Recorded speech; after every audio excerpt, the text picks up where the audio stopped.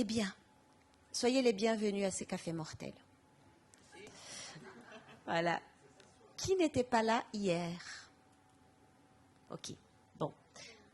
Non, il y a des personnes qui n'étaient pas là. Donc, pour démarrer ce temps de parole, je vais prendre quelques instants juste pour dire qui je suis, d'où je viens, parce que je ne parle pas de nulle part. Et puis, c'est important de savoir d'où on vient et pourquoi on fait les choses. Alors, je m'appelle Edilosa Gallet, je suis psychanalyste à Bordeaux.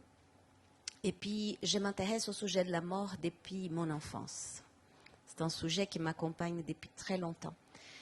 Et en fait, c'est tout un processus, un cheminement. Avec d'autres personnes, nous avons créé à Bordeaux une coopérative funéraire.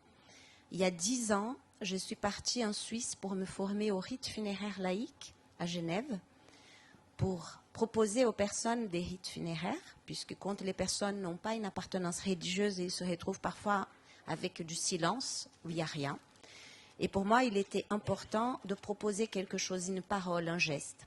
Donc, j'ai fait ce voyage, et en revenant, j'ai commencé à animer des cafés mortels. J'ai rencontré un anthropologue en Suisse qui s'appelle Bernard Crétas, qui s'appelait, puisqu'il est décédé, cet anthropologue. Il était le directeur du musée d'ethnographie de Genève.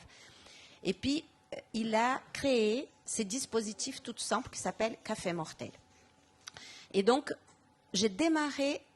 on a démarré la coopérative avec les Cafés Mortels. Pourquoi c'est vraiment important? C'est important d'être là aujourd'hui et de vous partager cette expérience, puisque cette parole, elle n'est pas neutre. Ce que sera dit aujourd'hui, ce que nous allons partager, n'est pas neutre. Quand on parle, il y a une action. Judith Butler parlait beaucoup d'agencivité de la parole. La parole, elle agit. Et en fait, notre coopérative est née de cette parole-là. On s'est mobilisé et on a décidé de créer un service funéraire. Donc, nous avons à la fois un service funéraire laïque, mais nous accompagnons également les personnes religieuses.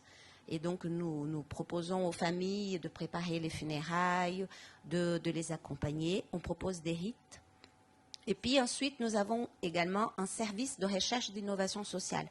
Parce que pour nous, dans notre projet à Cyprès, à Bordeaux, il ne s'agit pas uniquement d'accompagner la mort au moment des funérailles, il s'agit de repenser la mort dans l'espace public. Et c'est pourquoi on fait des cafés mortels. Voilà, c'est cette parole-là. Donc, on va dans les EHPAD, dans les écoles, on va dans les musées, on va dans les bibliothèques, dans les librairies, et on donne cette parole.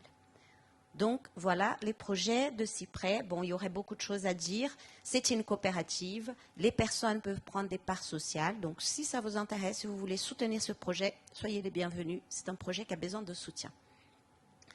Alors, on va rapidement, ça c'est la présentation de Cyprès. Maintenant, les cafés mortels. Alors, les cafés mortels a été initié, donc, comme je vous ai dit, Bernard Crétas a fait une exposition sur la mort au musée d'ethnographie de Genève. Les personnes sont arrivées et puis il y a pas mal de personnes qui ont dit eh bien, est-ce que vous ne pouvez pas nous donner une place pour parler de nos morts? Il a trouvé ça un peu particulier, il a dit pourquoi pas. Et il a ouvert les musées le soir. Et des personnes sont venues et ils ont commencé à parler. Parler des choses qu'ils n'avaient jamais dit. Et lui, il a trouvé ça assez particulier. Il s'est dit, tiens, c'est intéressant, cette parole. Il a gardé ça. Et quand il est parti à la retraite, il a décidé de proposer cette parole-là. Il ne savait pas comment la nommer. Il avait une amie théologienne à Genève. Et cette amie lui a aidé à trouver cette formule. Pourquoi pas café mortel? Parce que c'est un côté décalé, un côté un peu étrange. Ça fait rire, ça surprend, ça fait peur. Voilà. Et il est parti de cette idée-là. Et alors, les cafés mortels, c'est simplement notre parole.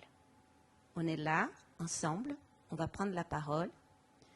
Et puis, ça va être cette parole-là que sera partagée, la parole de nous tous.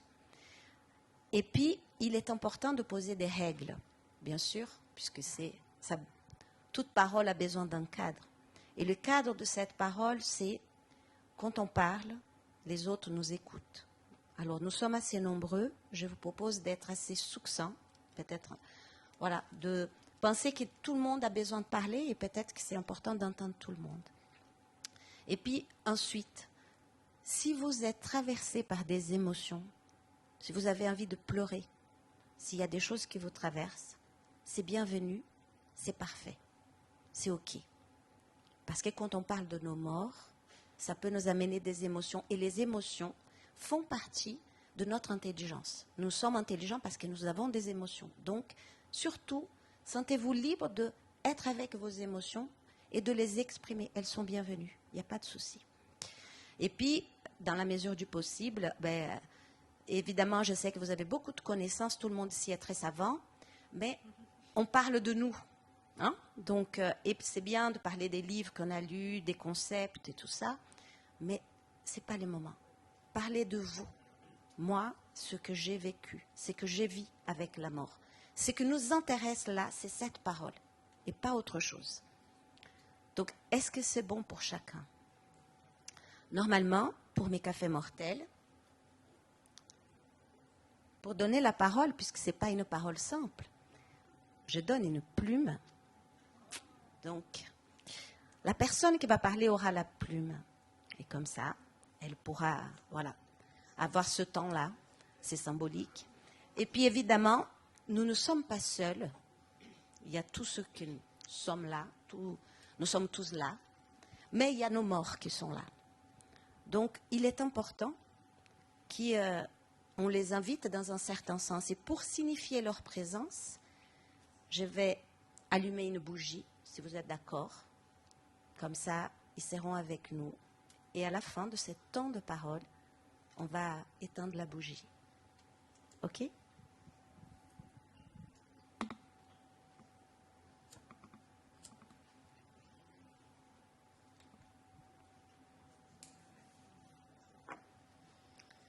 Bien, la parole est à vous.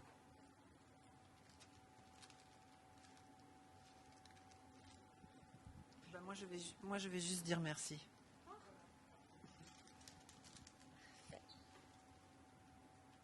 Ça va être peut-être un peu compliqué. On va porter comme ça, je sais pas. Je sais pas si c'est pas confortable pour vous. Vous me dites.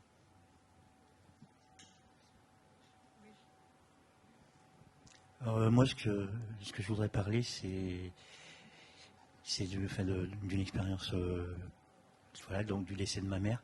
Et quand elle est décédée, il y a quelque chose qui a été, enfin, j'ai envie de dire quelque chose de formidable. Donc, c'est ces gens qui font un travail vraiment formidable, donc qui sont chargés de, enfin, je sais pas le nom de ces gens-là, qui sont chargés de nettoyer de rendre les corps, beaux, quoi, de rendre d'accord. Donc, qui sont chargés de rendre nos défunts beaux. Et en fait, c'est voilà de voir une personne qu'on aime dans un cercueil qui a l'impression, parce que l'impression qu'on a, c'est, enfin que moi j'ai eu, c'est qu'elle n'était pas morte, quoi, en fait. Elle dormait simplement. Elle dormait. Et ça, j'ai envie de dire, c'est que c'est magique, quoi, d'avoir vu ma mère comme ça, en train de dormir, voilà.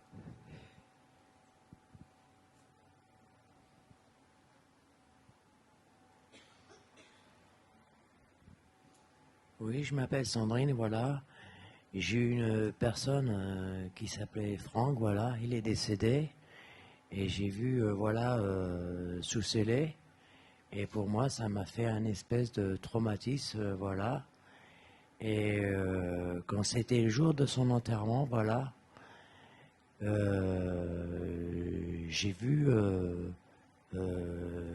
sous la mort et j'ai vu vivant dans ma tête, voilà. Pour voir, il était toujours là à côté de moi, voilà. Je suis désolé de vous apprendre ça, voilà. Excusez-moi.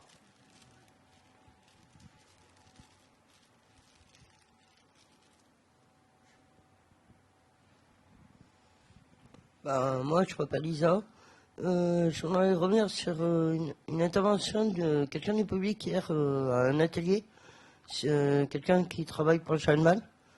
Où vous étiez là, justement, c'est là où il y avait les présentations des livres.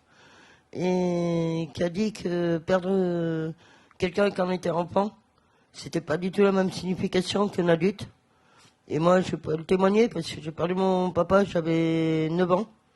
Et c'est vrai que pour moi, quand ma maman tournait autour du pot pour m'annoncer comme quoi qu'il était décédé, direct, j'ai dit, mais il est parti. Et là, je suis en train de vivre un nouveau deuil depuis avant-hier. J'ai perdu une mamie gâteau, je l'appellerai. Simone qui était très proche de nous, et c'est dur. Moi, je m'appelle Messaouda. Bon, moi, je suis passé par là pour beaucoup de personnes, notamment mes parents, mon compagnon et je vais vous dire autre chose, ma chienne, nos chiens qui sont décédés. Et je suis jamais arrivé à faire le deuil depuis mon papa qui est décédé en 2002. Impossible de faire le deuil.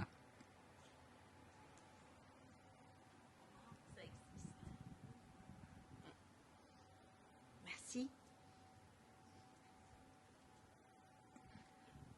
Oui, donc, moi je m'appelle Costanza, je suis sicilienne et française aussi, bien sûr, maintenant depuis 40 ans que j'habite ici. Donc moi je voulais dire simplement du décès de mon père, que j'avais 6 ans, et que malheureusement, je n'ai jamais fait le deuil parce que je ne l'ai pas vu mort. Et tout le monde me disait, ah, la pauvre, tu as perdu ton père, mais rien du tout. Ma mère ne m'a rien expliqué. Insomma, ça a été très dur.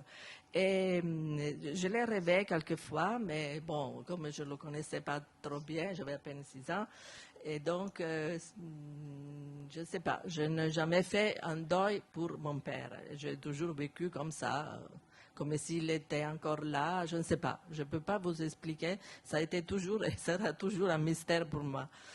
Mais donc après, c'est vrai qu'en Sicile, on a l'habitude, quand j'étais petite, on faisait la lettre à nos morts. On n'avait pas le Noël au début, quand j'étais vers 5 ans, 6 ans, comme ça. Et donc, on faisait la lettre à nos morts, et c'était les morts de la famille qui donnaient les cadeaux pour la fête des morts, pas pour Noël. Et ça, c'était une chose, moi, je trouvais que c'était bien, parce qu'on n'avait pas peur de la mort en soi-même, voilà. Mais après, comme disait, j'ai eu un article maintenant récent, mais c'est en italien, donc je ne pourrais pas vous le traduire tout de suite. Mais il disait justement que c'était une aide très importante pour ce passage de la vie à la mort.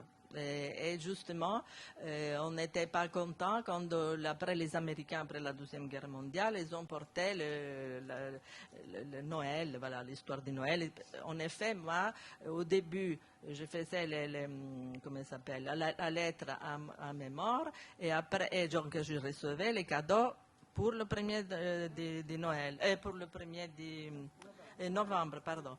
Le 2 novembre, je ne sais plus, cette période-là. Et après, on avait les deux, parce que mes oncles, ils ont commencé à prendre l'habitude de Noël, avec leurs enfants qui étaient plus petits. Alors, bon, après, j'avais les deux, Noël et les morts. C'était bien. Mais bon, c'est dommage quand même que cette habitude commence à se perdre, même en Sicile, même si je vois que des fois, mais ça se perd. Mais ça, c'est dommage, parce que c'est vraiment un train, un lien entre la mort et la vie, moi, je trouve. Mais bon, je voulais surtout parler de cette histoire de mon père, parce que ça a été très dur. Voilà. Merci. Alors, attendez, il y avait madame, donc vous deux. Alors bonjour, alors moi je suis hollandaise et je pense que chez nous c'est un peu plus cash la mort. Ça fait partie de la vie quoi. J'ai pas mal été à des enterrements ou des incinérations, toujours avec des enfants, alors qu'ici souvent on fait comme si les enfants ils peuvent pas y assister. Donc en réalité les enfants quand ils sont tout petits ils font beaucoup de bruit. Enfin ils sont autour, ils sont la vie et donc c'est assez chouette. Pour ma mère elle voulait être enterrée à un moment donné. C'est nous qui un endroit, il y avait un changement de province, donc il a fallu attendre. Donc nous, contrairement au monsieur derrière, c'est nous qui l'ont lavé, enfin voilà, et qui ont mangé autour pendant 8 jours, parce qu'on l'a gardée pendant 8 jours à la maison. Donc il y a eu plein de gens qui sont venus, on a discuté d'elle, et pas seulement des bonnes choses. Enfin, je veux dire, et ça aussi ici, j'ai l'impression qu'il y a toujours, on dit que du bien, alors que il y a parfois des choses pas bien, voilà. Donc, je voulais un peu transmettre qu'il y a d'autres choses possibles. Et puis, en réalité, l'enterrement, c'était à travers des champs où on a marché. Et c'est vraiment, c'est bien. C'était aussi un enterrement laïque, mais quand même avec des gens qui ont parlé. C'était plutôt bien. Mais maintenant, je me fais des soucis parce que moi, je vais être enterrée ici. Donc, donc voilà, hein, que ce soit déjà d'avoir un cercueil en carton, je sais pas. Enfin bon, en même temps, je me dis, moi, c'est pas mon problème parce que c'est ceux qui restent qui devraient s'en occuper, mais j'ai quand même envie de préparer suffisamment pour qu'ils aient pas trop de trucs à faire. Voilà. C'est un peu ça, mon souci.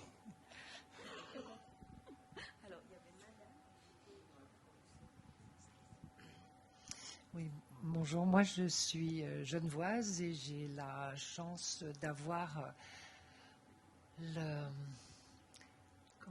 croyance en tout cas ou la sensation que je peux choisir. Et pour avoir eu l'honneur d'assister au départ d'un ami qui était donc chez Exit, qui était vraiment au bout, qui avait vraiment lutté pour la vie et qui a réalisé à un moment donné que voilà, c'était la fin. Il a fait appel donc à Exit, où il était inscrit depuis longtemps. Et il nous a tous convoqués, la famille bien sûr, les enfants, les petits-enfants, les proches, les amis. Et il nous a bien regardés, et vraiment il nous a dit au revoir. Et là j'ai compris combien c'était libérateur, combien ça me paraissait être simple et vraiment un passage. Et ça m'a libérée, et du coup, alors j'ai peur de la mort aussi, hein. Je suis inscrite à Exit évidemment puisque j'ai cette chance, mais je ne sais pas du tout si je serai capable. C'est pas évident du tout. C'est pas parce qu'on est inscrit que voilà. Mais je voulais dire que cette expérience m'a permis de voir la mort comme un passage et c'est un cadeau. Voilà.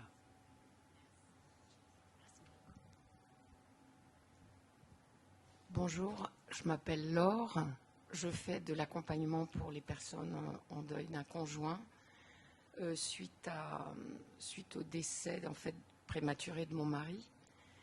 Et depuis 30 ans, puisque ça fait 30 ans maintenant, il y a une chose qui m'obsède et qui n'est pas du tout ce qui a été évoqué hier, c'est que j'ai peur des morts, de voir les morts, et je m'en veux beaucoup. Donc je voulais vous le partager parce que ça m'aide.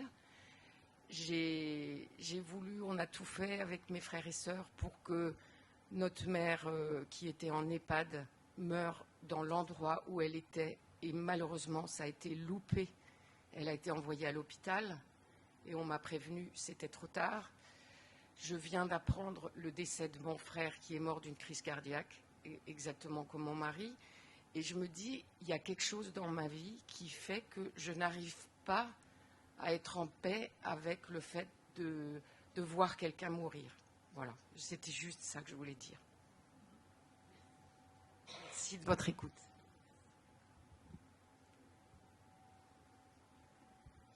Alors, le hasard fait bien les choses parce que c'est ce thème que j'allais aborder par rapport à moi. En fait, Comment vous expliquer? Moi, j'ai pas peur de voir les morts, je veux pas les voir. Oui, ah bon, alors j'ai pas peur de voir les morts. Enfin, j'ai beaucoup réfléchi à ça. Moi, depuis toute petite, je vis avec la mort, mais de façon plus conceptuelle. Je réfléchis, la mort des chats, des chatons. Enfin, bon, donc ça m'a fait réfléchir. Et donc, les gens proches, j'essaie d'être là avant. Ça, c'est une obsession dans ma tête. Je sais pas, j'ai un signe. Ça s'est toujours bien passé pour le moment. J'ai toujours eu ce rendez-vous pour leur dire au revoir. C'est pas la veille. Il y a une amie, ça a été la veille. Ça peut être un an avant. Mon beau-père, on s'est beaucoup vus avant. Et donc, j'ai travaillé 20 ans en milieu hospitalier. Donc, très tôt, j'avais conscience de ça. Donc, je disais aux infirmières, je ne veux pas voir le mort. Donc, elle tenait compte de ça. Elle me dit, elle va mourir. Donc, je la voyais avant, il n'y a pas de souci. Mais voilà. Et en fait, est-ce que c'était un problème? Est-ce que ça n'en est pas? Je pense que ça n'en est pas. Moi, les morts, surtout les proches, je les emmène tout de suite. Je fais un travail de les emmener dans mes rêves. Et en fait, je rêve d'eux régulièrement. C'est ma deuxième vie. J'ai pas eu une enfance très facile. Donc, très vite, j'ai utilisé mes rêves pour construire, pour utiliser la vie. J'adore la vie, mais je suis très intéressée par la mort. Enfin, intéressée, je vis avec la mort. Et hier soir, j'ai vu mon fils, un de mes enfants, et je lui ai dit, tu sais, on va se réunir pour parler de la mort. Je leur parle de la mort régulièrement, et c'était suite à l'atelier qu'on a fait hier. J'ai réalisé quelque chose, parce que moi, là, je leur ai dit, j'ai eu un cancer, j'ai été traitée pour un cancer. Donc ça a abordé encore plus la mort. Et puis je leur ai dit finalement, moi comme j'ai pas de désir, finalement j'ai rien. Donc c'est vous qui vous débrouillerez. Et je vois que ça pose des problèmes. Donc je peux pas leur laisser ce fardeau. Donc en fait on va organiser ensemble. Et eux, je veux qu'ils se sentent concernés parce que les jeunes, pour moi, les directives anticipées maintenant qu'elles existent, c'est pour tout le monde, pour tout le monde. Et je leur en parle comme ça, mais il n'y a pas de réponse. Normalement, il y a une réponse de mes enfants. Enfin, on est un peu dans un dialogue. Il n'y a pas de réponse. Je n'ai pas l'air de les gêner non plus. Mais il ne se passe rien. C'est vrai, c'est la France. C'est franco-français. Et donc, voilà. Après, on est très respectueux dans la famille. Dans la belle famille. Par rapport à mon beau-père, lui, il voulait un cercueil en carton. Ça n'a pas été possible. Il a eu l'urne en carton. Ça, c'était bien. Voilà. Bon, après, alors, les cérémonies, c'est pour ça que je viens aussi, parce que je m'interroge beaucoup, parce que pourquoi systématiquement faire une cérémonie? Enfin, il y a un truc, là, voilà, je m'interroge. Et là, j'ai beaucoup d'émotions qui me traversent. Enfin, je souris, mais bon. C'est le sourire et les larmes sont pareilles, je pense. Voilà. Merci, en tout cas, merci. Merci.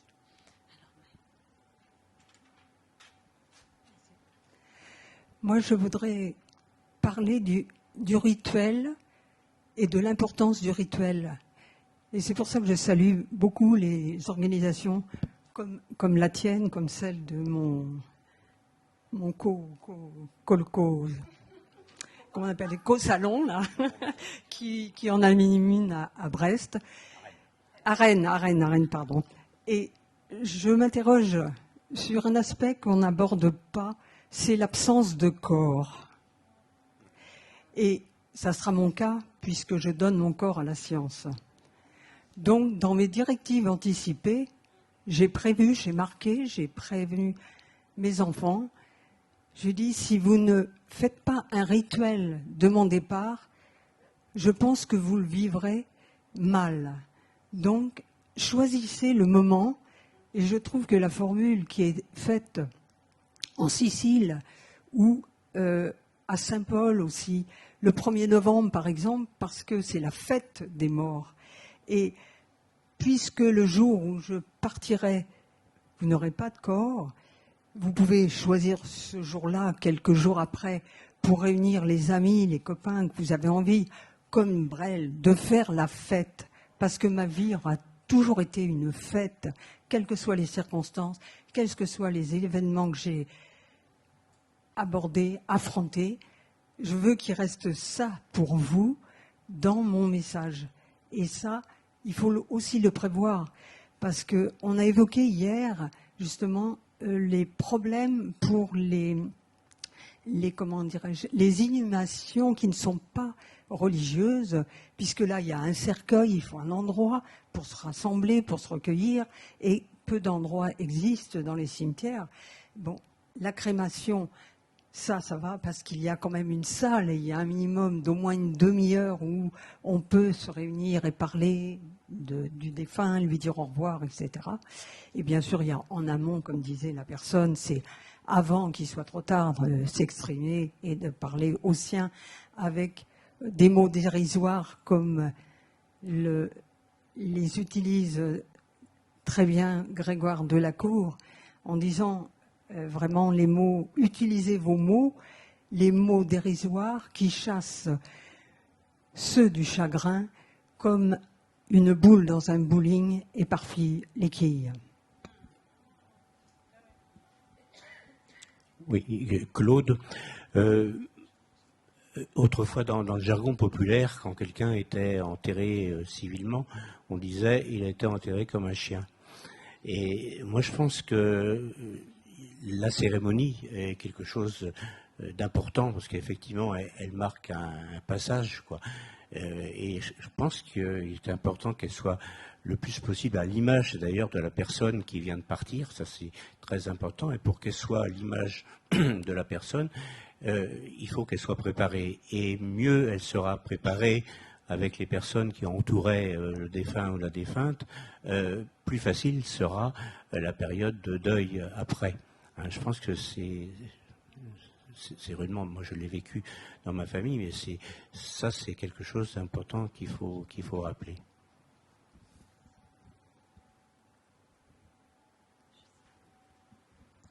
Oui, alors moi je voudrais juste rebondir sur ce que le monsieur a dit tout à l'heure, là, qui est devant moi.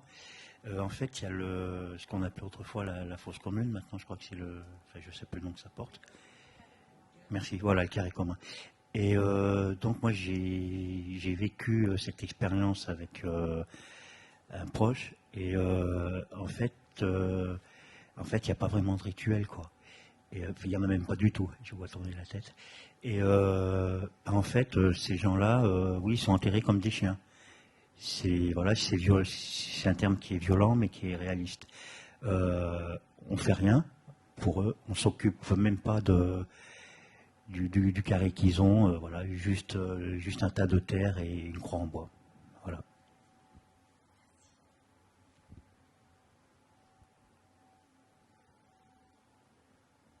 Oui, je voudrais dire un mot en réponse à ce que vous dites, monsieur. Là, je sais qu'à Paris, il y a une organisation qui s'occupe justement de faire une cérémonie pour les personnes qui vivent dans la rue.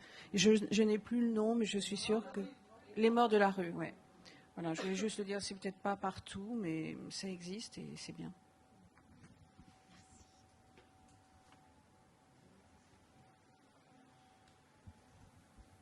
Oui, je m'appelle Caroline.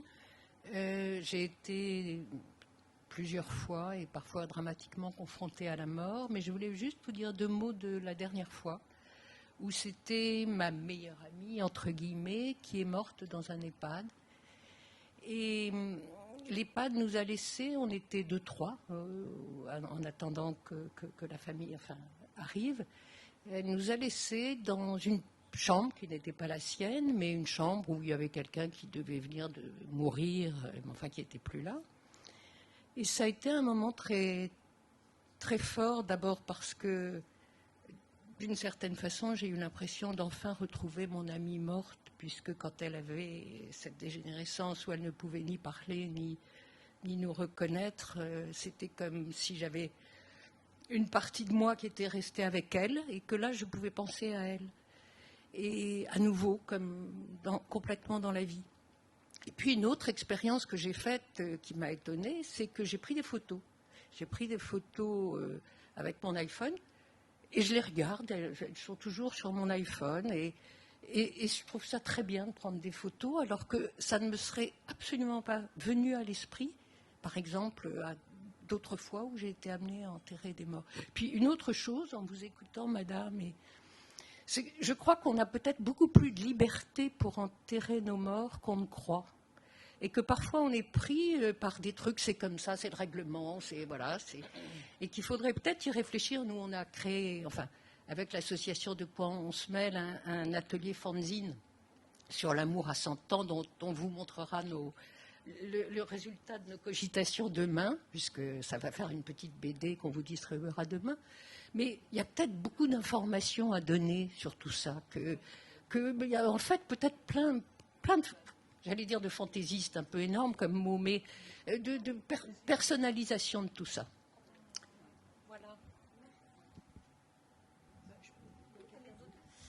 Je voudrais rebondir là-dessus parce que quand ma sœur aînée est morte il y a 2 ans, on est passé par une entreprise de pompes funèbres et moi j'ai été très très très choquée par la façon dont on a été dépossédé. Voilà.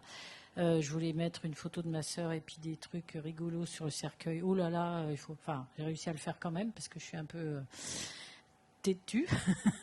Mais comme s'il ne fallait pas toucher. Enfin voilà, moi ça m'a choquée.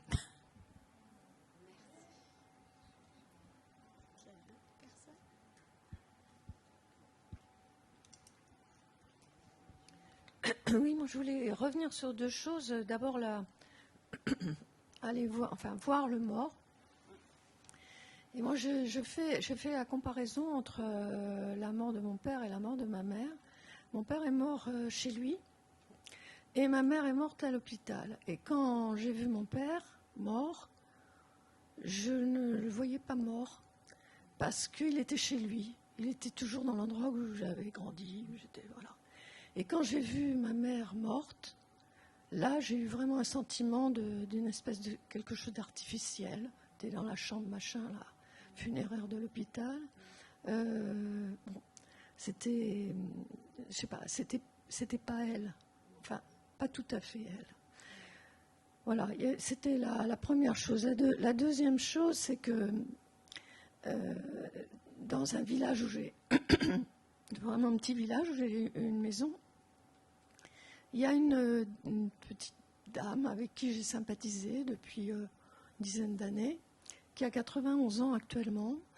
Et cet été, elle m'a dit, voilà, je veux que vous soyez là à mon enterrement. Et surtout, ce que je veux, c'est que vous disiez des choses. Alors je dis, oui, mais quoi ? Alors elle me dit, mais on va en discuter ensemble. Et donc récemment, elle m'a dit, vous vous souvenez de ce que je vous ai dit ? Oui. Et donc on a discuté ensemble de ce qu'elle veut que je dise une fois qu'elle sera morte. Et j'ai trouvé ça absolument extraordinaire, tellement loin de ce qu'on vit habituellement, quoi. C'est une petite dame qui a toujours vécu à la campagne, je me dis, c'est pas, elle est proche de quelque chose de vrai, quoi. Voilà, c'est vraiment... ça m'a beaucoup touchée.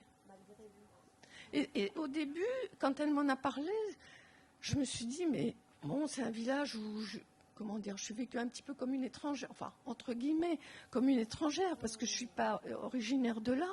Et je me suis dit, mais les gens vont se dire, mais qu'est-ce que c'est que ça ? Bon. Et puis après, je me suis dit, je m'en fiche complètement, quoi. Tant pis, ils penseront ce qu'ils voudront. Oui, c'est ça. Oui. Et vraiment, j'ai trouvé ça assez fantastique, quoi. Ouais. Vous nous raconterez au prochain l'enterrement de cette dame. Oui. Alors, ça va être... Oui. Je m'appelle Marie. Moi, j'ai eu très peu d'expérience avec la mort enfant. Et j'en veux beaucoup aux adultes qui m'entouraient. Parce que je pense que, en tout cas dans mon chemin à moi, ça aurait été important que je sois confrontée à la mort, mais au corps mort, à la personne que j'ai. Et moi, j'ai fantasmé après ce souvenir de ces personnes, et je pense que voilà. L'autre chose, c'est que je vis dans un département rural où c'est encore plus ancré, difficile d'aborder ces sujets. Et la dernière fois où j'ai été à des obsèques, c'est quelqu'un qui était proche de moi, en tout cas que j'aimais beaucoup, qui était une cousine, qui est décédée d'un cancer. et je l'avais pas vu depuis un moment. Et ça m'a choquée parce que là, pour le coup, j'ai vu son corps. Et je me suis dit, ils auraient pu faire mieux. Voilà. Tout ce que je viens d'entendre là, ça me conforte dans l'idée qu'il y a d'autres chemins, d'autres possibles pour accompagner nos morts. Et je me souviens du coup que mon grand-père paternel, dans le village où il vivait, il s'occupait des morts. C'était lui qui s'en occupait. Donc il y avait bien des usages, en tout cas, des habitudes, voilà, probablement qui se sont... Voilà. Donc les pompes funèbres sont arrivées et moi je pense que... Et là, depuis, je travaille en maison de retraite et donc j'ai vu des morts qui n'étaient pas proches, mais des gens... Et j'ai vu des gens comme s'ils étaient apaisés, comme s'ils dormaient, voilà. Et je me dis qu'on peut voir les corps. Il faut les voir. Et je trouve que c'est très bien que des enfants puissent être présents. Parce que ça donne aussi cette habitude que l'on a une finitude. Voilà, il faut en prendre conscience.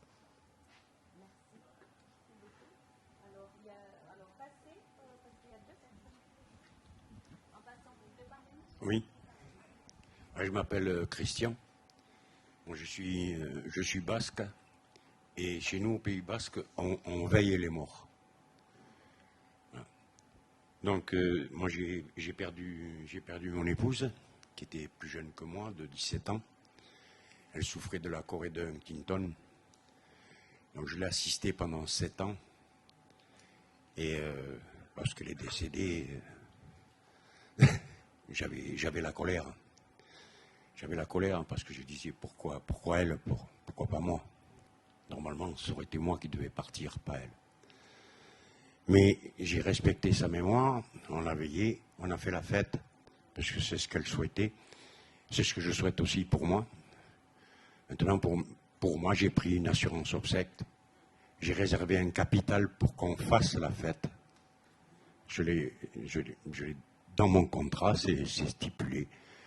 Et la personne qui s'occupera de mon enterrement exécutera cette volonté. Voilà. Je veux qu'on mette dans mon cercueil une bouteille de Ricard et un paquet de gitane, parce que je risque d'avoir soif et le voyage peut être long. Voilà.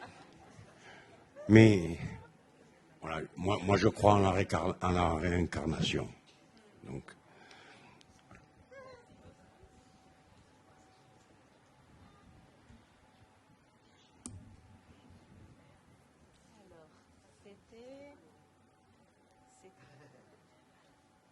alors moi, je voulais rebondir sur, je ne sais plus qui disait que c'était important de montrer les corps aux enfants. Enfin, donc moi, je vais juste faire part de mon expérience. J'ai vu des corps dans mon enfance, mais il n'y avait pas de mots en fait avec ces moments-là, et ça a été assez traumatisant. C'était un milieu assez religieux, donc il y avait aussi une veillée, il y avait tout un rituel et tout ça, mais quand on ne met pas de mots, c'est un peu compliqué. Moi, aujourd'hui, j'ai une fille, j'ai eu plein d'autres morts dans ma vie, des proches et tout ça, et en fait, je ne l'ai jamais emmenée voir les corps parce que je n'ai plus été voir les corps. Et par contre, on parle beaucoup de la mort, et c'est un sujet qui est toujours présent, et c'est pour ça que je suis là, je pense, et voilà. Bon, c'était mon expérience.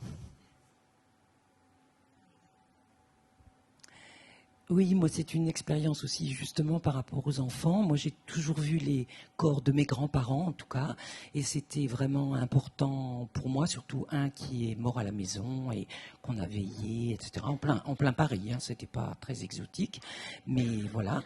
Et récemment ma mère est décédée et j'ai voulu emmener ma petite fille qui a 6 ans. On est une grande famille et elle était chez elle aussi, sur son lit de mort.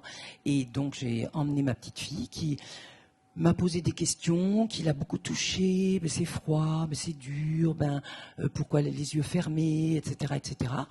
Alors du coup, moi, au fil, j'ai répondu, bah oui, c'est froid parce que le cœur est arrêté. Enfin, j'ai parlé, voilà, on a parlé toutes les deux.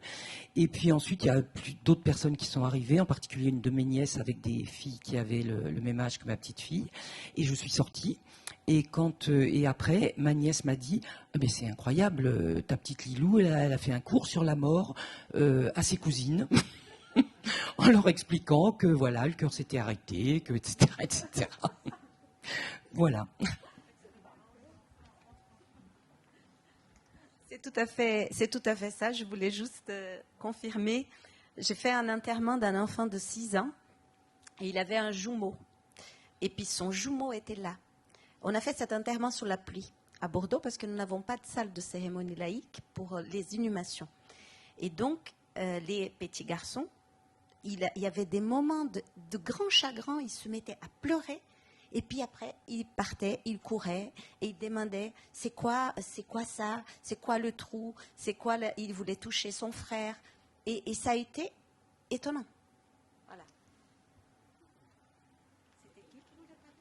C'était vous? Non, mais bon, j'ai déjà parlé, mais j'avais oublié de dire qu'aux Pays-Bas, dès sa naissance, du moins pendant très longtemps, dès qu'on est, on commence à payer son assurance décès. Bon, je pense que maintenant, ça ne doit plus être tout à fait le cas, parce que ça a changé. Mais c'est un peu, d'emblée, on en tient compte. Sinon, je voulais aussi dire oui, qu'on veille les morts.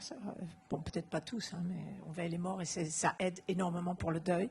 Et que moi, par exemple, pour ma mère, j'ai écrit pour un journal son histoire avec 3 photos, en plus enfants, jeunes, adultes et vieilles. Et franchement, ça aide aussi énormément pour finalement l'écrit qu'on fait sur la vie de quelqu'un, ou comme par exemple la personne derrière moi qui avait dit que l'habitante du village qui lui a demandé de parler d'elle, je trouve ça aussi, ça aide énormément. Voilà. Et sinon, c'est sûr que moi j'ai accompagné un bébé nouveau-né et aussi des personnes vieilles. Et puis entre les deux, et c'est sûr qu'il y en a où c'est quand même carrément injuste qu'on meure si tôt. Mais, voilà. Mais c'est comme ça.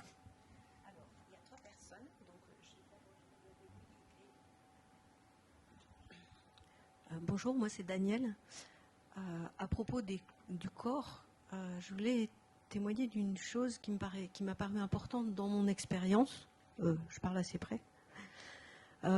C'est que réunir la famille de façon à ce que le plus de personnes possibles qui le souhaitent soient là, ça demande un effort, un vrai effort. Parce que souvent on veut faire vite, on veut aller le plus vite possible. Et puis quand on a la majorité des gens, hop, allez, on le fait. Et il y a des choses qu'on peut... Alors on ne peut pas toujours réunir tout le monde, mais en particulier les enfants, les petits-enfants des défunts. C'est important qu'ils soient là, qu'ils puissent être là, qu'on leur demande de venir. Ça demande un effort, un vrai effort. En quelques jours, c'est pas si facile que ça. Donc c'est bien de le prévoir à l'avance, d'avoir quelque part une liste des personnes qu'on devra convoquer, qu'on devra inviter, quelle que soit la forme de la cérémonie. Et pour les personnes qui ne sont pas là, c'était le cas pour mon fils au moment de l'enterrement de son père, prévoir quelque chose avec les nouvelles technologies qu'on a maintenant, c'est-à-dire une cérémonie avec une possibilité d'être là de façon virtuelle. Ça a été très important pour lui, vraiment.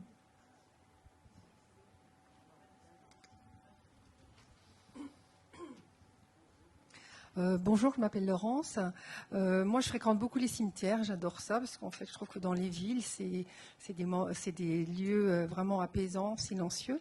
Et j'ai vu une expérience à Nantes d'une femme qui est une plasticienne qui a transformé la tombe de ses parents en potager. Voilà. Donc, et la ville de Nantes lui a donné carte blanche au moment du voyage à Nantes pour créer quelque chose dans le cimetière. Et elle a récupéré des objets sur les tombes pour en faire des œuvres d'art. Et je trouve que les cimetières, c'est vraiment un lieu aujourd'hui où on pourrait transformer et investir ces endroits. Je ne sais pas, moi j'imagine même des aires de jeu pour les enfants, des potagers, des endroits où on peut lire. Moi je vais beaucoup lire dans les cimetières. Et je trouve que là, en France, c'est vraiment des lieux où on ne peut pas faire autre chose que d'enterrer nos morts, alors qu'on pourrait tout à fait... Je crois qu'il y a des pays qui le font, mais voilà.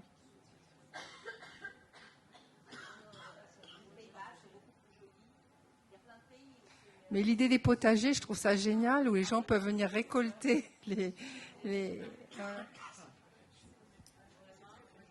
Et puis d'ailleurs, je ne sais pas si vous avez entendu parler, il y a un cimetière, ça commence les mouvements dans les cimetières. En France, il y a à Niort un cimetière naturel, un cimetière écolo. C'est un lieu magnifique. Il y a plein d'oiseaux, il y a des arbres. Et c'est vrai, ça participe à cette prise de conscience. Ces lieux-là, ils sont souvent tristes, froids, remplis de marbre qui viennent de Chine. Bon, enfin. Bonjour, je m'appelle Dominique. Mon frère Alain, qui avait 1 an de plus que moi, est mort relativement jeune en 2002. Et nous avons décidé de mettre ses cendres au Jardin du Souvenir au Père-Lachaise. Donc il y a eu une cérémonie qui coûte du fric. Mais on est passé par là parce que bon, c'était la première fois et on ne savait pas qu'on pouvait faire autrement. Ma mère est morte 2 ou 3 ans plus tard et nous avons décidé de mettre également ses cendres au Jardin du Souvenir, mais sans passer par ce système de fric. Donc on a fait ça, ma sœur et moi, en douce. On avait son urne dans notre sac à dos. Et on habite dans le sud, nous. Et on est donc venu en train avec cette urne qui était presque familière, qui a fait le voyage avec nous. Et on est allé déposer les cendres, en ouvrant l'urne, dans le Jardin du Souvenir.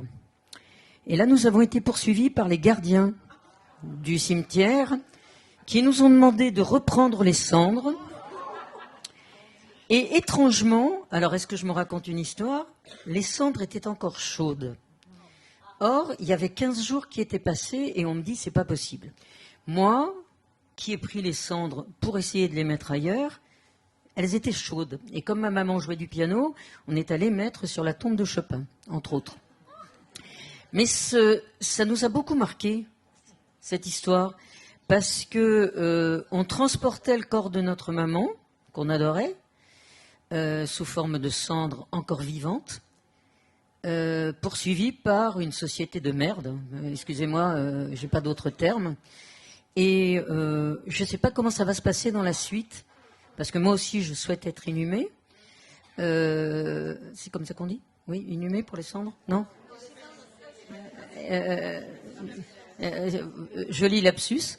Voilà, donc je voudrais savoir comment on peut faire par rapport à tout ça, d'autant plus que j'ai l'impression qu'on ne peut plus jeter les cendres où on veut. Alors je pense que maintenant, il y a beaucoup de gens qui continuent à jeter les cendres dans la mer, dans la montagne, selon le souhait de la personne, mais je voulais savoir où on en était par rapport à ça. La législation est très sévère, madame. Donc les cendres, on ne peut pas les disperser n'importe où. Donc, il faut demander les autorisations. Cependant, personne ne vient vérifier si vous prenez une urne funéraire et que vous allez au bord de la plage. On ne peut pas surveiller tout. L'État ne peut pas surveiller. Mais la législation dit qu'il faut demander une autorisation. Nous, à Cyprès, on a eu des histoires un peu cocasses. On a eu une personne qui est décédée, mariée avec une japonaise. Lui, il adorait le Japon. Et il souhaitait que la moitié de ses cendres partent dans un temple zen au Japon. Donc, sa femme a demandé que la moitié de ses cendres soient séparées et elle a amené au Japon. Voilà, ça existe. Mais la loi est très sévère et elle n'a pas changé. La loi du funéraire est très, très, très sévère. Pas toujours, concernant les cendres, non. Alors. Bonjour, je m'appelle Dominique. Je viens d'assister et de participer au départ d'une amie de 40 années qui a été hospitalisée à domicile avant son décès. entouré par ses enfants, les amis. On faisait les repas ensemble, on préparait, on l'a vue morte dans son lit, etc. Mais ce qui m'a marqué, c'est que les enfants ont décoré le cercueil en famille, ensemble. C'est-à-dire que le cercueil était posé sur 2 tréteaux dans le jardin. On a lustré, j'allais dire, en tout cas enlevé la couche de vernis en la mettant, en dégageant le bois. Et sur le bois, on a dessiné les petits-enfants, les enfants. On s'y est tous mis pour faire un souvenir, un mémorial, j'allais dire, de ce cercueil. Et je n'avais jamais vu ça. Et je n'aurais jamais osé toucher, moi, le cercueil, parce que j'avais l'impression que c'était un élément qui ne m'appartenait pas, par exemple. Et j'ai trouvé l'idée géniale. Et je me suis dit, tiens, ça c'est un plan, je vais m'en occuper. Sachez que c'est quelque chose qu'on le fait très régulièrement. À Cyprès, on propose souvent les cercueils en carton, en bois. On a du bois brut et on propose à la famille d'écrire, de dessiner. Ça, c'est vraiment quelque chose de... Encore une fois, quelqu'un a dit, on ne se rend pas compte qu'on a beaucoup de choses qu'on peut faire et qu'on n'est pas au courant. On n'ose pas. Alors, attendez. Il y avait...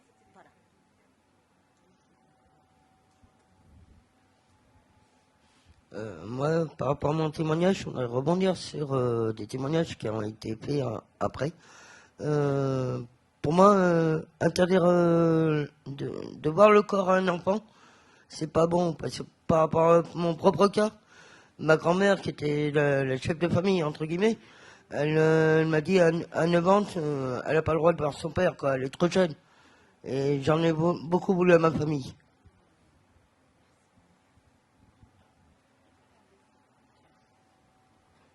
Oui, c'est encore moi. Alors moi, je voulais revenir sur ce que disait la dame tout à l'heure, là, qui a touché des cendres chaudes. Alors, moi, je vais peut-être un peu la rassurer aussi sur une chose.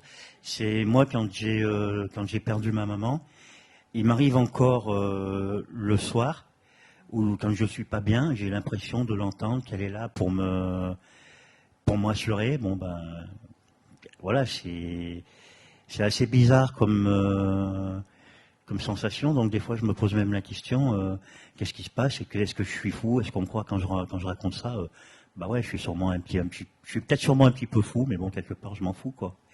Mais voilà, c'est une sensation assez étrange, et une fois que c'est passé, je me sens vraiment bien, quoi. Voilà, il y a une sensation de bien-être assez bizarre.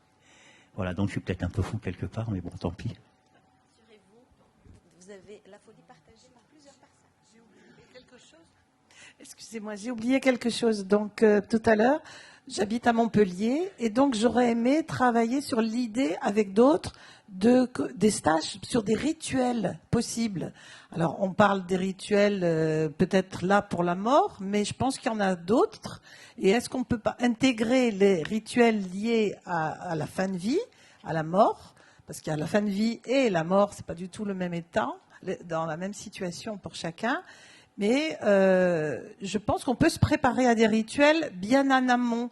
Bien sûr sur la naissance, l'adolescence, les premières règles pour les filles, le mariage évidemment.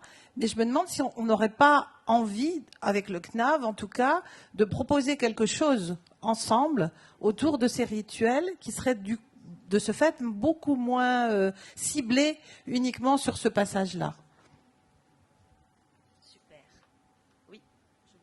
Parler à propos de ça, ça tombe bien, parce que moi, ce rituel-là, j'aimerais bien accompagner, et pour moi aussi, que je sois accompagnée, que mon âme, je ne suis pas croyante, soit religion, non, mais je pense que j'ai une âme et que cette âme, mon âme, d'une personne qui décède, a besoin d'être accompagnée vers l'au-delà, laisser son corps, le corps. Donc, moi, je voudrais bien affronter ce rituel et voir comment on peut accompagner l'âme de la personne qui va décéder. Et peut-être qu'il faut le préparer aussi, parce que moi j'avais fait une formation, mais là, un bon de temps, que justement on parlait de cet accompagnement des âmes, où ils vont dans quel ciel, bon, insomma, bref. Après, chacun fait son trajet. Mais je pense que c'est important. Non, je ne parle pas de l'âme. C'est le premier cercle, le deuxième, le troisième. Bref, ça c'est toute la formation. Mais bon, mais là, pour moi, et même je pense pour des personnes qui ne sont pas croyantes, est très important d'accompagner l'âme, quand se détache du corps. Parce que, par exemple, comme un monsieur, des fois, ça m'arrive de sentir une présence. Quand je suis tout seul, comme ça, de sentir une présence qui m'accompagne. Qu'est-ce qui est cette présence? Je n'ai pas encore compris qui c'est. Si c'est ma grand-mère, ma mère, mon père, je ne sais rien. Mais je sens qu'il y a une présence de quelqu'un qui peut-être qui est décédé ou quelqu'un d'autre, je ne sais rien. Mais je sais qu'il y a une présence. Et ça, je pense que beaucoup de monde essaie d'éloigner cette histoire, mais pour moi, moi je l'appelle ange gardien, même si je ne crois pas dans mais pour moi, c'est comme si c'était un ange gardien. Mais bon, après, chacun. Oui, mais justement, ça c'est un sujet qui est souvent abordé dans les cafés mortels. Beaucoup de personnes ressentent des présences. Pour vous rassurer, monsieur, il y a toujours des personnes qui racontent cette histoire-là, ils entendent la voix de leur maman, ils entendent leur conjoint, ils entendent leur enfant. Et ça me renvoie à Lita Bassé, qui est une théologienne protestante suisse. Elle a perdu son fils, c'était un suicide, et elle dit, un jour, il est venu me voir. Et tout son système de pensée est tombé. Vous voyez? Parce que qu'est-ce qu'on fait quand on ressent, on entend un mort? Et ça lui a permis vraiment de déconstruire tout son système, qui était un système qui ne tient pas. En Occident, on construit des systèmes, mais je veux dire, il y a d'autres formes de liens avec nos morts, et les morts existent dans un certain sens. Donc, il n'y a pas qu'une manière de penser ce sujet-là. Bonjour, je m'appelle Anna, je suis médecin réanimatrice, donc je vis avec la mort tous les jours. Et je voulais justement raconter une petite anecdote, parce que il y a quelqu'un qui a parlé de ça. Récemment, on a eu le décès d'un jeune homme qui était marié, et sa femme, elle habite, c'était à Paris, sa femme, elle habite très loin en Bretagne. Et il communiquait tous les jours par Zoom avec une tablette. Donc, il est resté hospitalisé chez nous très longtemps.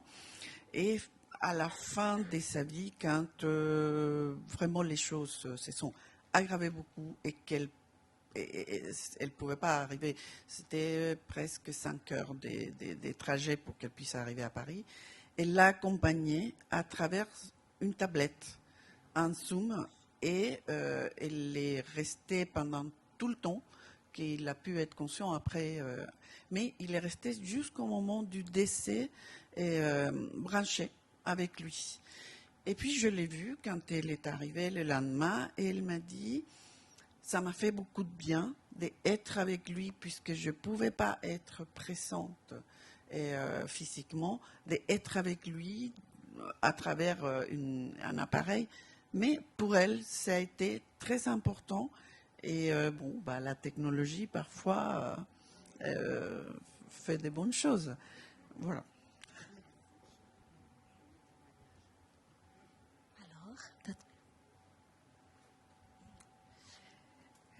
Bonjour, je m'appelle Françoise, et par rapport aux âmes, je pense qu'effectivement, il est important d'aider les âmes à sortir du corps. Parce qu'il y a certaines âmes qui restent parce que le mort se sent coupable de partir. Il se sent coupable de nous laisser, et du coup, l'âme n'arrive pas à sortir du corps, elle reste avec les proches, et c'est un poids très important qui peut induire des malaises. Et donc ce rituel, pour essayer que les âmes montent s'en aille. Je trouve ça vraiment très important. Et effectivement, il faut qu'on y réfléchisse ensemble. Comment on fait pour aider les personnes qui s'en vont à ne pas se sentir coupables de nous laisser, et puis qu'elles partent dans la joie. Et l'autre jour, c'était l'anniversaire de ma sœur qui est morte il y a quelque temps, et donc elle m'a fait un petit signe en me disant « Ne sois pas triste, je suis en train de faire des cabrioles célestes ». Pour vous rassurer, aux États-Unis, ils ont commencé à créer un nouveau métier qui s'appelle Tanadoula. Donc, c'est des sages-femmes de la mort. Et elles les aident. Et en France, il y a déjà quelques-unes. Nous, on a été contactés par les Tanadoula. Et elles accompagnent les personnes au moment de la mort. Parce que c'est tout un savoir qu'on a perdu, justement. Comme la naissance, encore une fois, on accouche de la mort. Quelque part, on pourrait dire. Mais c'est un peu ça. Je vais vous donner, mais d'abord... Pour rebondir sur ce que vous disiez, madame, on sait aussi que parfois, c'est nous qui retenons les morts. Par notre chagrin, par notre peut-être culpabilité, je ne sais pas. Donc ça, je voulais rebondir là-dessus. Et puis je voulais vous demander, puisque vous êtes brésilienne, est-ce qu'au Brésil, il y a des rites particuliers par rapport à ce départ des gens qu'on aime? Le Brésil est un pays essentiellement catholique. Donc les enterrements sont souvent catholiques, mais pas que, parce qu'il y a aussi des rites des Indiens d'Amazonie. Donc il y a beaucoup de rites différents. Et en fait, ce qui est différent, c'est que parfois ça peut arriver d'avoir des rites. Les Brésiliens, ils sont très ouverts. Donc on peut faire plusieurs rites dans un seul rite. Et ça, il y a cette liberté d'utilisation des rites anthropomorphisme, on utilise, on prend. Il y a un anthropologue français qui s'appelle François Laplantine, il dit que les Brésiliens sont anthropophages. Ils prennent tout ce qui vient d'ailleurs et ils mélangent. Mais essentiellement, c'est la religion catholique, les rites brésiliens. Monique, à Toulouse, il y a une coopérative funéraire et des cafés mortels. Et il y a une Tanadoula qui habite la région, qui est venue nous expliquer son métier.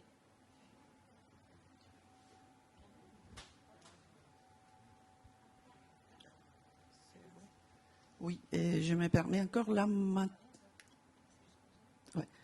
Je voulais vous partager avec vous quelque chose d'assez personnel. Comme je travaille en réanimation, je pense que vous savez que la médecine, la technologie médicale a beaucoup avancé. Donc, on peut rendre un patient immortel, entre guillemets. Ça veut dire qu'avec des machines, on peut le maintenir très longtemps. Et personnellement, c'est un peu la peur que j'ai d'être branché à des machines. Bien sûr, j'ai fait depuis très longtemps mes directives anticipées. J'ai la personne de confiance et que j'ai nommée, c'est quelqu'un que je sais, c'est pas quelqu'un de ma famille, que je sais qui va respecter mes directives anticipées et qui va pas être submergé par les côtés subjectifs. Mais quand même, mais déjà des gens qui font des directives anticipées, parfois, ils se retrouvent branchés avec plein de machines, alors qu'ils ne les voulaient pas. C'est un peu la peur que j'ai, et donc tous les jours, je répète à mes collègues, vous savez, mes directives anticipées, hein, donc vous devez les respecter. C'est un peu la peur qu'on me vole ma mort. Je dis toujours, je veux vivre ma mort. C'est un moment unique. Et ça m'amuse de penser qu'il y a d'autres choses, que ma prochaine vie, je vais être violoncelliste, bon, tout ça. Mais c'est la crainte que j'ai, c'est qu'on me vole ces moments avec plein de machines. Voilà. Merci. C'était là. Oui, juste un mot pour rebondir sur ce qu'a dit la personne. Il faut oser sortir son âme. Et moi, je pense qu'avant tout, il faut oser sortir son cœur en dehors. Merci.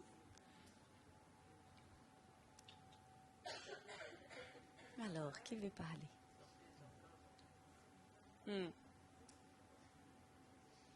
Est-ce qu'il y a d'autres personnes? Oui, alors moi je ne sais pas si c'est très légal, mais par rapport à cette histoire de branchement et tout ça, moi dans ma carte vitale, j'ai marqué que je ne voulais être réanimée en aucun cas. J'ai parlé avec des réanimateurs et tout, je ne sais pas du tout si ça sera respecté, enfin j'espère que je n'aurai pas besoin. Mais ça voilà, oui moi aussi je sais pour avoir vécu un peu le milieu de réa. Et bon c'est quelque chose de très personnel, c'est parce que je suis quelqu'un qui... Enfin... J'essaie de communiquer avec la vie, avec les arbres, avec la nature. J'essaie maintenant de vivre sans chauffage. Voilà, c'est tout un apprentissage dans ma tête. C'est très très important tout ça. Et j'accepte petit à petit. Mais après, on peut changer au dernier moment. Hein, mais voilà. Et ça, j'ai mis pas de nutrition parentérale. Je suis allée très loin. Et c'est marqué. J'ai un papier qui est dans ma carte vitale. Alors je sais pas si. Parce qu'effectivement, moi, si c'est le moment de mourir, eh ben, je vais mourir. C'est un passage. Voilà. Après, pour l'histoire de l'âme, alors, bon, je suis professeur de yoga. La dernière posture qu'on fait dans ma série, dans une série, ça s'appelle Shavasana. Shavasana, c'est un nom sanskrit qu'on traduit en général par le cadavre. Mais le cadavre, c'est-à-dire, c'est dans le sens du passage, c'est-à-dire qu'on a fait un travail sur son corps et aussi sur l'âme, l'esprit, et on passe. On assimile tout ça pendant la relaxation et après on revit, on renaît. C'est un peu un passage comme ça. Donc nous on le vit très régulièrement ce passage. Alors je ne sais pas là, si c'est la même chose parce que moi j'ai jamais vécu la mort. Voilà. Donc nous l'âme on l'a en présence, aider à détacher pourquoi pas. Mais est-ce que une âme qui n'a pas envie de se détacher aussi, ça dépend des cheminements. Je ne sais pas. Voilà. Je ne sais pas.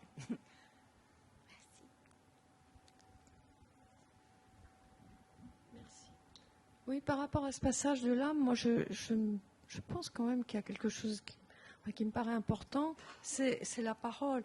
Alors, j'ai eu la chance de perdre ma mère, elle avait presque 105 ans. Donc elle a eu le temps, inutile de vous dire, d'y penser avant. Et de se dire que ça allait quand même pas tarder à arriver. Ça a duré. Et du coup, on en a beaucoup parlé ensemble pendant les 2, 3, 4 dernières années. C'était quelque chose qui était devenu assez familier. Donc moi, j'ai apprivoisé quelque chose là, et je pense qu'elle, en même temps, elle apprivoisait aussi. Et parallèlement à ça, je l'ai beaucoup interrogée sur sa vie, la vie de ses parents, de ses grands-parents, tout ce qui était, tous les souvenirs qu'elle avait, même il y avait des petites anecdotes de son enfance, des choses comme ça, que j'ai notées, que j'ai gardées, j'ai toujours dans la tête de dire, peut-être qu'un jour j'en ferai quelque chose, je sais pas, bon. Mais en tout cas, voilà. Et tout ça, ça a fait, je pense, que elle a pu mourir avec une certaine sérénité, voilà. Et bon, elle était dans le coma les derniers jours, mais j'ai pu lui dire que ça y était. On était au moment, là, c'était la fin de sa vie, qu'elle avait eu une belle vie, parce qu'elle disait très très souvent, j'ai eu une très belle vie. Et elle était dans le coma, mais ses yeux sont ouverts. Et elle a eu un sourire, elle a fait une espèce de mouvement pour dire oui. Et j'ai trouvé ça extraordinaire, mais je pense que c'était lié à tout ce qui s'était dit et passé auparavant.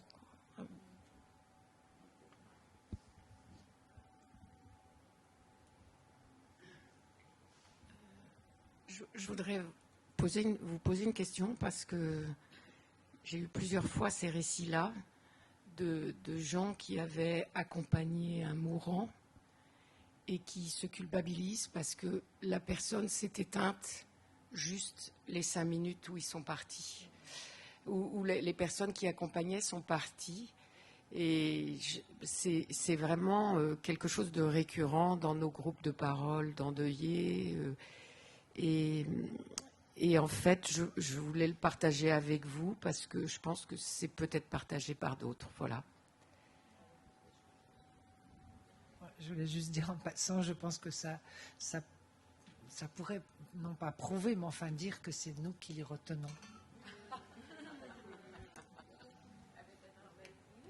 Oui, moi j'aime bien l'idée des traces qu'on laisse derrière soi, parce que moi mes parents sont décédés, mais ils nous ont rien laissé en termes de mots, de souvenirs, d'histoire et tout ça. Et je trouve que ça laisse un vide. Et y penser avant, je trouve ça assez important pour ceux qui restent, d'avoir des traces, quelque chose qui nous raccroche à notre propre histoire. Et voilà. Il y avait le monsieur qui était au fond. Il y a deux personnes. Il y a vous.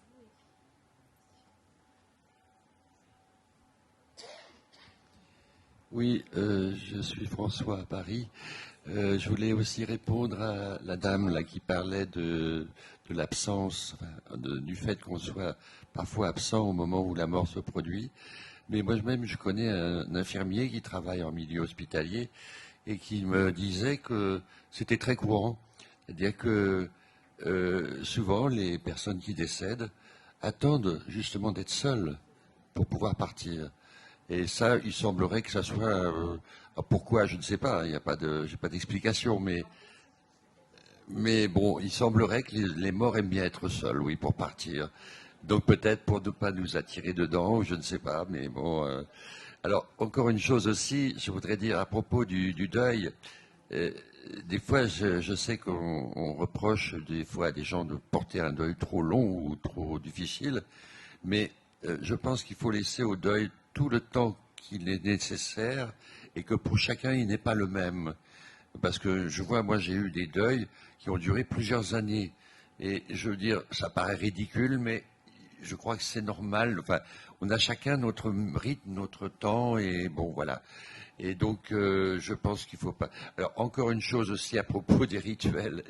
Je pense que le rituel, on en a besoin parce que moi j'ai une amie par exemple qui n'est pas religieuse, qui ne croit pas et qui ne veut pas avoir de rituel religieux et qui me disait mais pour ma mort par contre je veux bien quand même qu'il y ait une messe parce que elle dit sinon il n'y a rien, sinon je pars comme un chien comme on disait tout à l'heure et je pense qu'effectivement on a tous besoin de dire quelque chose aux morts, à nos proches, enfin parce qu'on a toujours le sentiment de ne pas avoir dit ce qu'on devait dire du vivant.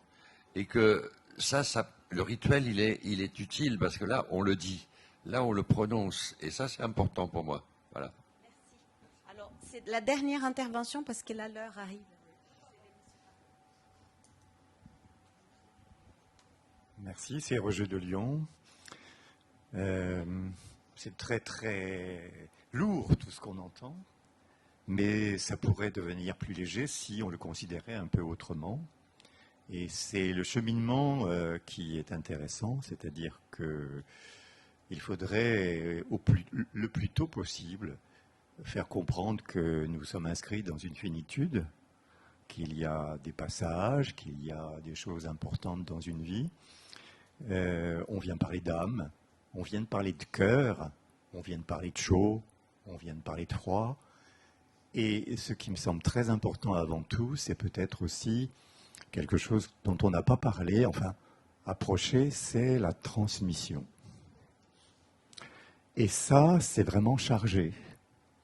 Et la transmission, malheureusement, dans notre société, elle est très souvent réduite à des considérations économiques, à des choses qui vont nous prendre énormément de temps, qui vont peut-être nous donner l'espoir d'avoir une reconnaissance, alors qu'en réalité, il y a bien d'autres choses, autrement plus profondes, qu'il est certainement le plus important de nourrir tout au long de l'existence avec ses proches, avec ses enfants, ses petits-enfants, et que c'est ce cheminement-là, auquel personne n'échappera, qu'il faut tous prendre en charge, dont il faut tous s'occuper.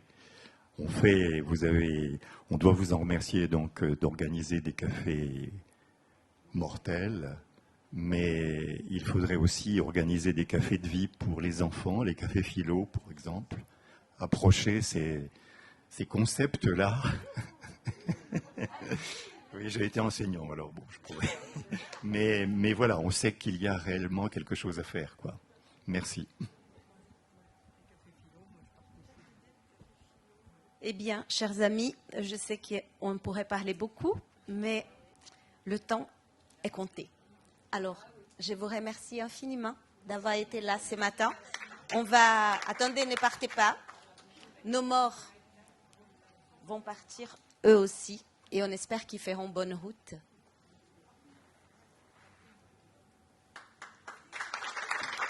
Merci